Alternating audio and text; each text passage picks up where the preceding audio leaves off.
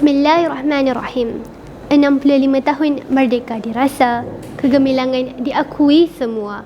Hargai sawit Malaysia, mauduk di bawah. Keluarga Malaysia teguh bersama. Assalamualaikum dan salam perjuangan. Sekalung apresiasi saya tujukan kepada pimpinan Majlis Bervisi, Kombinasi Kehakiman, Delegasi Guru Berintegriti, rakan intelek muda serta sidang hadirin yang saya muliakan.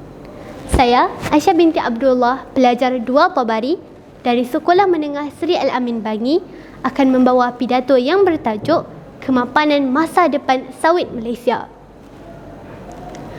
Hadirin sekalian, tahukah hadirin sawit itu berasal dari mana? Bukan Malaysia, tetapi ia berasal dari Afrika. Dibawa British pada tahun 1870-an untuk dijadikan pokok hiasan. Pada tahun 1971, ia menjadi komoditi. Bermakna sudah 100 tahun sawit berada di industri. Tuan-tuan dan puan-puan, bagaimana 100 tahun akan datang? Barat mula menyedari kehebatan sawit Malaysia. Mereka telah membuat propaganda pada tahun 2015. Maka, kita perlulah mengambil langkah bagi memastikan sawit kita kekal untuk 100 tahun akan datang. Apa yang perlu kita lakukan? Pertama, menjamin kualiti sawit searas standard dunia. Bagaimana? Melalui pensijilan MSPO, merangkumi peringkat huluan sehingga hiliran. Ia merangkumi pemeliharaan hutan, penanaman yang lebih baik serta memenuhi standard dunia. Pada tahun 2020, 96% tanah tanaman sawit dan 88% kilang sawit telah memperoleh sijil MSPO. Namun, Kesatuan Eropah masih membuat propaganda. Sedangkan tanaman di Eropah seperti kanola ataupun kacang soya tidak setanding dengan sawit Malaysia. Buktinya, 1 ekar sawit Malaysia dapat menghasilkan 11 kali ganda lebih banyak daripada kacang soya. Usaha kedua, menyebar luas fakta dan manfaat.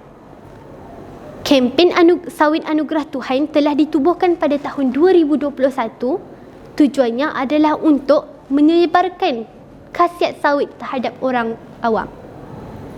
Ia juga adalah untuk menangkis kempen anti sawit, terutamanya khas pada negara barat. Kempen ini diterajui oleh Majlis Minyak Sawit Malaysia dan dikembangkan kepada peringkat antarabangsa.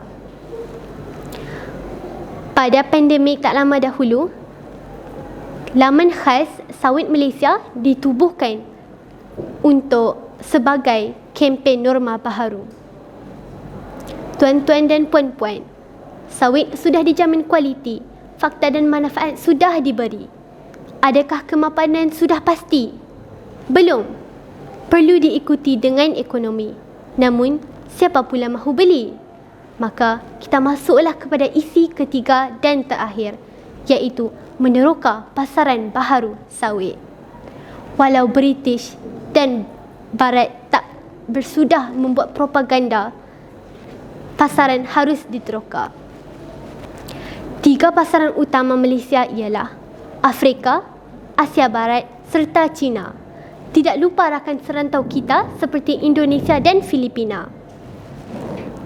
Jumlah populasi pasaran baharu ini melebihi 3 bilion. Dengan ini, pasti menjamin kelangsungan perdagangan minyak sawit Malaysia.